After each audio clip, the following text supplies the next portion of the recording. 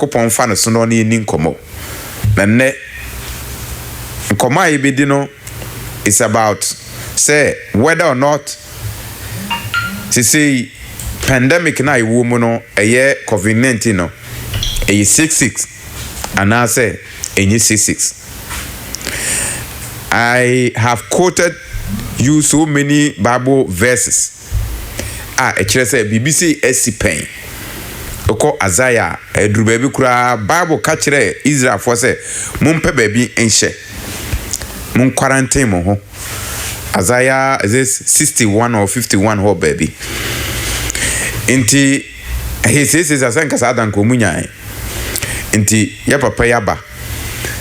Inti baby a wuchi yen no. Pacho tienyi. Ne tin komoni na ya papa no. Ibebusa no. As to say the disease and as a pandemic na abano COVID-19 no ACCs and ACCs no or the chrono ebi ya no. Inti yanko yankoma omo akwaba bajo yammo asore no edi no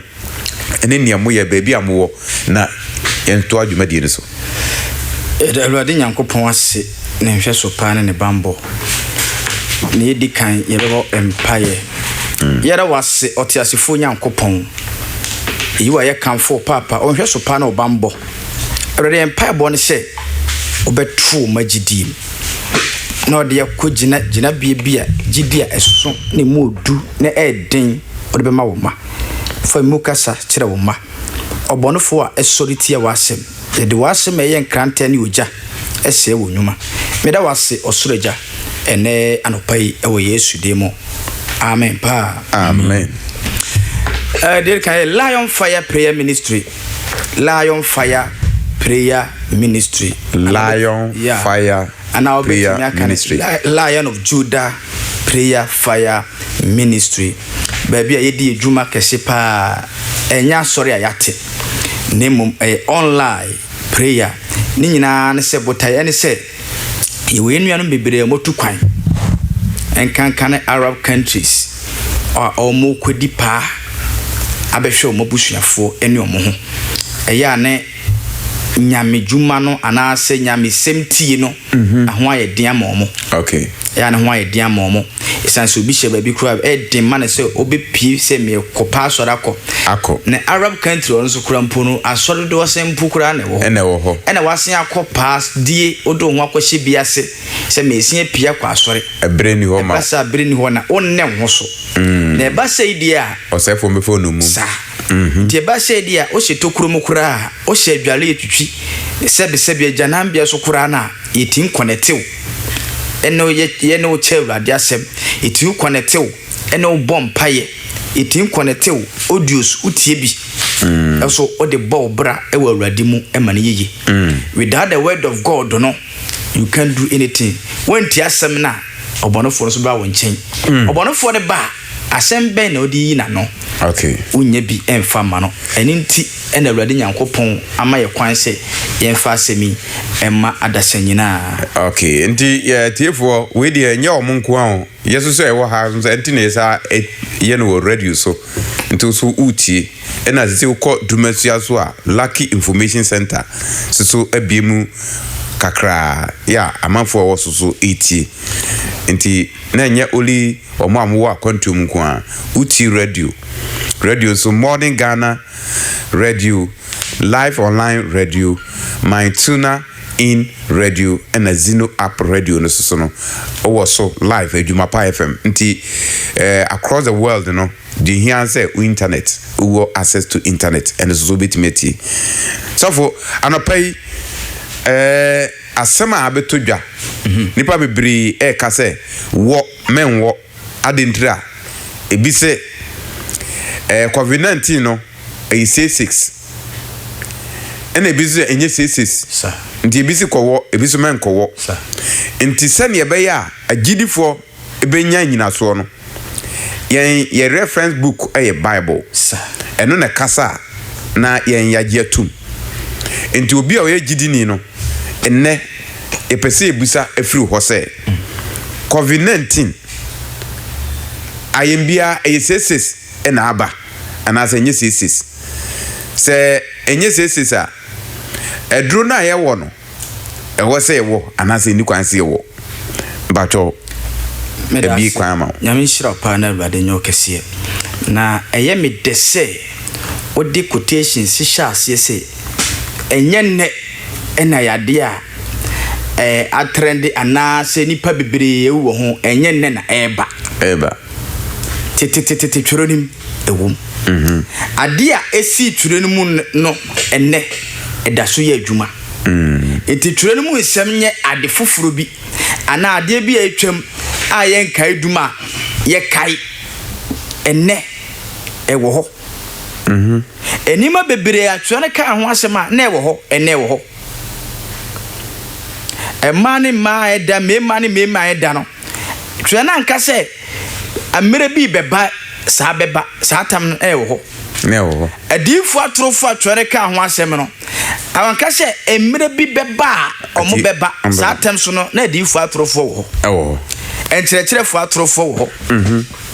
eti de ne wo twere ni mu no etuamu sa de besi nne nti wo pa che se enye sesis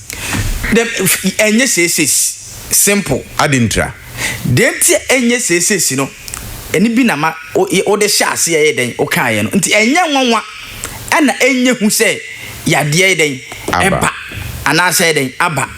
e bi kura bi beba bie ma e chense se bia ba me fa se ayi Ebola bai yes aho yade a obi ka se asem bacho debi obi aka yellow fever panie ye wo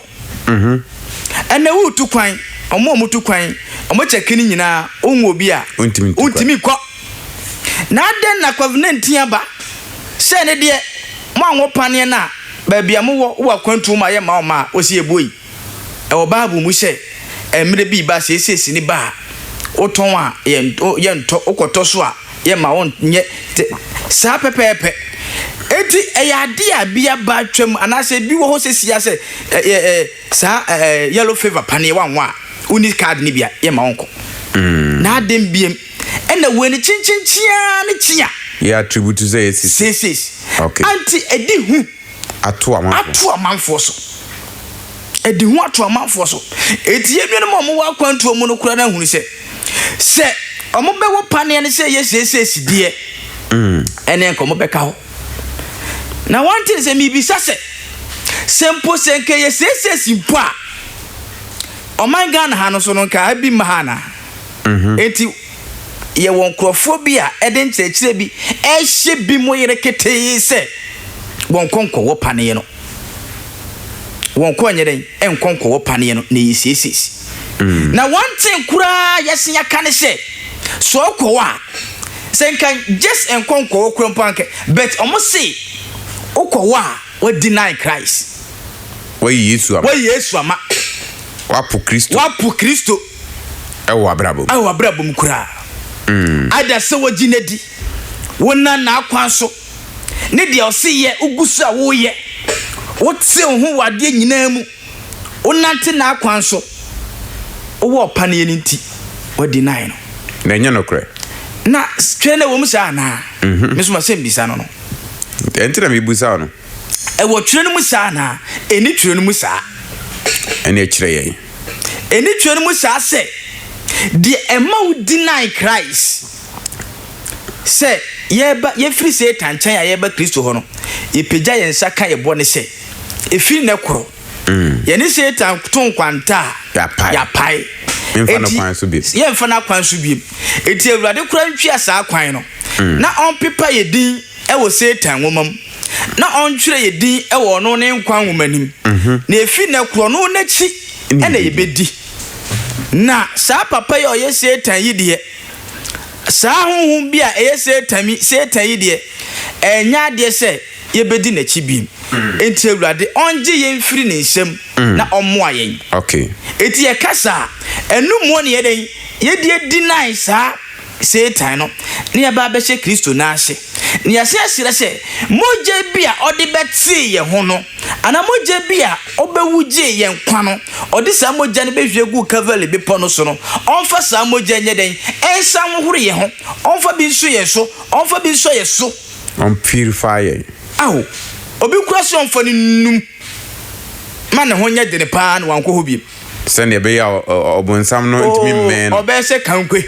ne ho be ya din wo honhum mu both physical and spiritual into Awurade Jimmy so help me God ne ya we den ya bom pa yeso aka chesa for Awurade se ono se for Awurade ka chesa yeso ya nya won kronkron ne ye ka so bi bone ntena no so bone ne betena no so ne ye ka so bi bone firi so nkwa bone be firi so akọ enti Awurade ye serese sa di pa o ya waba onchen ma ne bone firi ne so nkọ ne papa entena se enti me ko wo pane no bi na meje enuro no bi na me noma I have not denied or rejected Christ. Say no maduro na ka no ma e ka onye hwe ba ye no ye wo it is say ye wo pane ne de never say obi say wa reject Christ the man only Christ tempted any the match no sisi na ye bone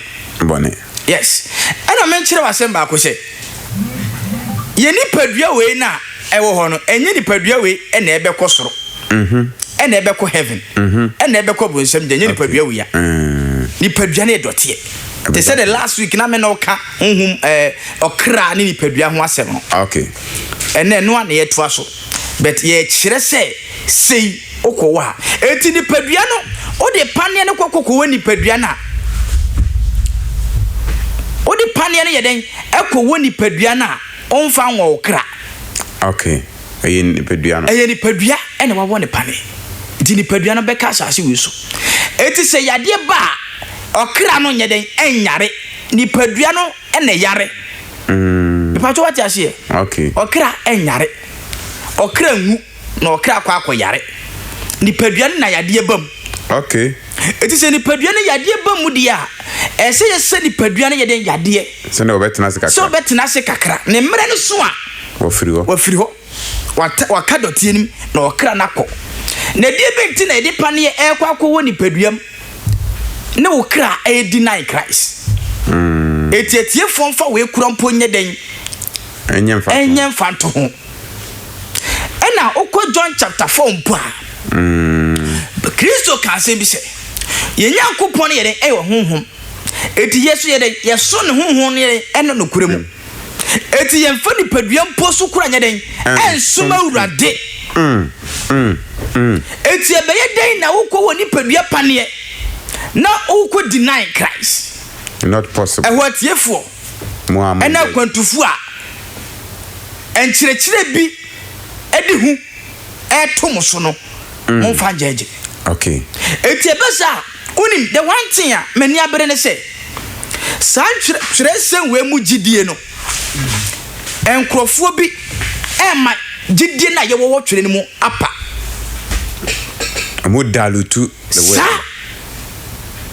adeso mu yibi ana mu di bi ka ho sa no ma me o yibi afiri di ba be ka ho twere no so ye den anka ne sa o se die o di bi be ka ho di be ka ho o hawa liberation kai se e hawa e wo twere mu nyina den e be ba no so enti die na asem no e ka e fa bibia ti sei ho se bibi sei sia what are some of the quotations would be gina so e dia ka say quotation obi obe ka say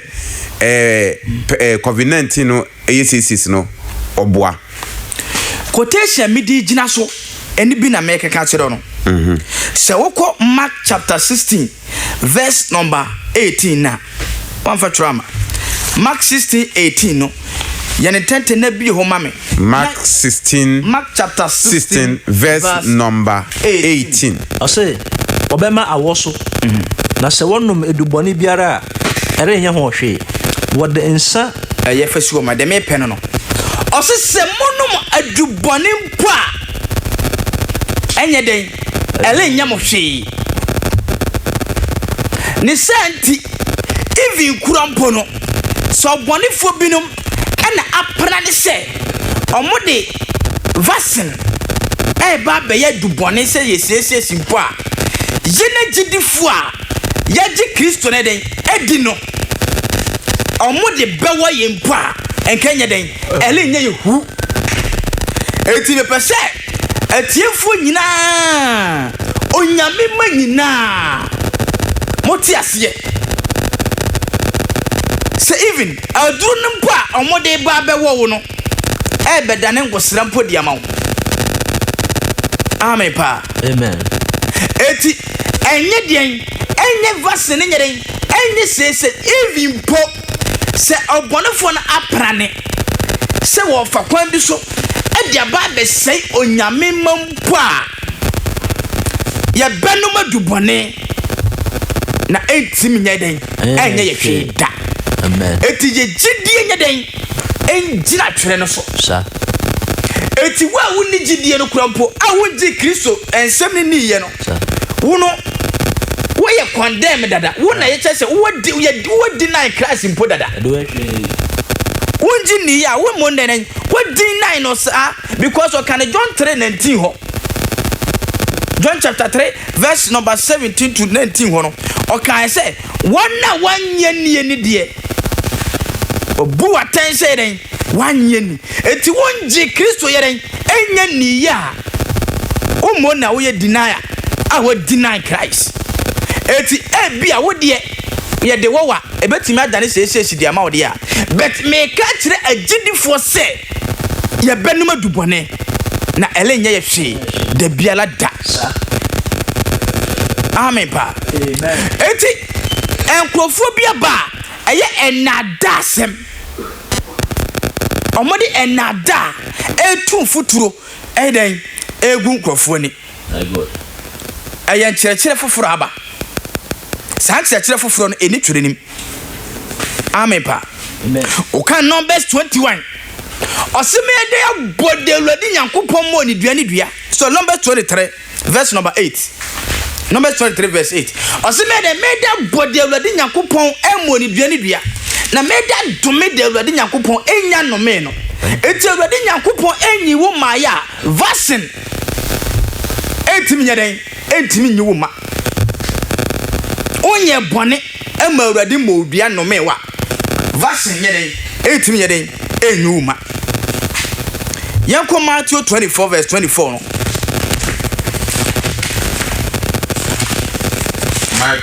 Matthew 24. Matthew 24. Ose na Kristo atorofo ne edifo atorofo besore na wobeyen senchene akase ne amawade ebetumi abase wobedada wona weyi ebedada de sanche kire we ya eba no sadi yese we ya eba no ebedada wona wazi wonumpo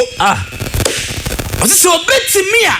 eka obedane wona wayi wonumpo adwene aye no kwese agidifo bebre sanche kire we ya eba yi vase yesese no adane bebre gidie Daniel Madwen kura adane omadwene afri twasem no so when na yehunu bi da when na bi si da ana twe na kan ho asem bebre sa Pacho watiase eti Satan beti ma fo ne ma bebre so eti de make a tone say papa sofo me ka se un frɛ Awurade pa na Satan beti ma ba be fa so adane nyame ma adwene sa nti we yen sema ye ka de dane Nyankopɔn ma ye ka de dane nyame adwene Satan de chiakra Satan de nyame ma because obedane wadwene se ampa ne se wonje twuransem weni ni se wanje twuransem so ni a ene mo ne deny eti wa wo kase wa bebo wa deny Christ no wo mo na wo mankofo deny Bible no mo deny Bible so a mo deny Christ because asem no Kristo sa ena Kristo sun kansa ne Kristo sun kansa se yade bi ba na che se ye se sitimokwa wa mo deny me twuransem ne nimu sa okay eti krofo yi quotation bebre abrofui edika creation bi ba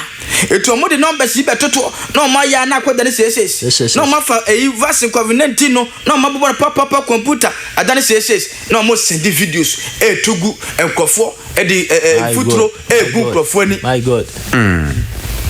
eti de make can say gidie na enkrofo bi ewia omo gidie sa enkrofo bi ewia omo gidie enti omo bi enwia na nijie ene gidie efiri twronse ni mu okay na twronsem no ankasa duma ogidie epa ewo twreni mu a onsem fata Awurade eti baabia wo o madam se ana o papa se wan wo pane ni firi ne nchen kɔ enti wadwuma eba bɛbɔ awurade se yenya adwuma bebre tu kwan a is not for money because ntinia awurade de ne kɔye na dwen sachira sanse nipa bebre ya sachira wona dwen wa kwantu ni tie bɛse ya wadwen sachira no gidie na wanya no enkrofo bi yeden enam satan nam enkrofo bi so ewia ama wummom oba be deny Christ enye pane a oba bewo enye pane a oba bewo etietiefo ni wiase afana ba bibiera mutie me eyade na aba yade na aba ena yade so ba ye won se satan eprane e de yade ba na mom ye nyankopon te ase amen ye nyankopon ete ase ye ngini ni okay da mi ka twato no se ye benum adubone na enye ye hwe de biela da nti obi kan no akutu no ama no se ye benum adubone enziu na mo nye 66 ti obi be forso de awo kura na enya de a ngosra okay ai elwade be dan no ngosra ba amen enti yemfa your numbers ntu jana ye for pay na twere number yi your WhatsApp group so bebre eti ofa pay twere number yi a ofre me a opese oka ye ho na yesuande opese ojoine imo yeshia WhatsApp no yeshia esuande wo so bia de na adwene ba na ye toto adwene but imo ho de yeshia metia okasa obi wa brochire obi tiri danim obi wo sunwane ni nyina ye show imo conference okay. Ye bo night prayer midnight prayer ye bo empire ye morning devotion ye bo empire no pa ye sa bo empire anwumere Ghana time 7:30 to 9 yapon anopa eye 4 o'clock ahmache to 5 ne yapon midnight se wada sori ya na jonso a na jon paibo 11:30 ebia 1:30 ena so yapon Bible said ye njan paibo da brabeka ye ho na awurade nyankopon ena na besa so esa enyalewa di krofo adanhye bebre won so brabeka ho number ne ye 0551 680 882 0551 680 882 ofa so pa me pese be kam ho na yesuande ebe ade o okay ebe ade o yo mo be kan yo ye da masse ne emfa mpae mechia atiefu amutie dumasua man nyina asori amekọ Temple of Praise Ministry me papa kwanche ata na yakopon na ne besa so ye niema ene na nso nyame afa no so amen so meti hei de nyame be fro bi obeye dan yo ebe fa ni panchere kire so na dawro ma nyankopon na adom ode adom no papa kwanche ata na obusua ne top of busua ne dumasua man nyina na tiefo nyina echia obibia eye obibia kese pa amen Papa Prince ons bompae na Pajo insiti ase na yem bompae yem fenshi aseme ba ye no so Erade enda no peso ye da wase se wa boy ho ban wa ma asama a etise abeton yakoma so Erade Matthew chapter 24 verse 4 osembe bi ba difo atofo be sorry na sawomba yembie ye ne a ebedi bie kire be fom kwan ye mpese ye be fom kwan tina da nyina Erade ye pete asem no se ne be ya womba beti bi e de abobra Erade kire he kwan pa na ye mfa so efise John 1 verse 1 e kwa no sim fiti asem na asem no na asem na nye we Erade na wona asem na ne we Erade na wo kan verse 3 na wo se na wo mu na nkwa wo Erade na me se ye pe nkwa ta na pa bia Erade sori a ye bo wudin abra ye koda ye no Erade wa mabone anto ye wan hwe ye mumu ye ho ka wo hwan ye bone ho Erade nka wo mba ye nte ha aseme to we dem den se wo se Mark 16 17 18 o se benum edurbone enso ye nwu Erade manya kukudru ai betumi de gina otamfo hyehyede bia Erade yende ye ho wo na wo de hen ane pe kura hen na boye ho ban na ma aseme ye to we endi yenim kan abrayina ye dawase adome ne mogya nti amen yɛnsom Kristo ɛwɔ honhom mu ɛno no krem efisɛ gya no yɛsom no honhom mu ɔyɛ honhom sa nti ade a enwu na ɔno ne punishment ana na nigye ɛyɛ kra no ne honhom no ɛbɛkɔ atemmu mu wɔ ɔsoro na mo nya nipadua no nti sɛ even at all sɛ ɛyɛ saa onipa no dua no ewu a ɛno de aka asase so na mo nya ɔkra no nti yɛnya ɔkra no ho adwuma nti waka asiso sɛ it is not 6 pandemic no nye 6 according to Pastor Prince Jemfi na some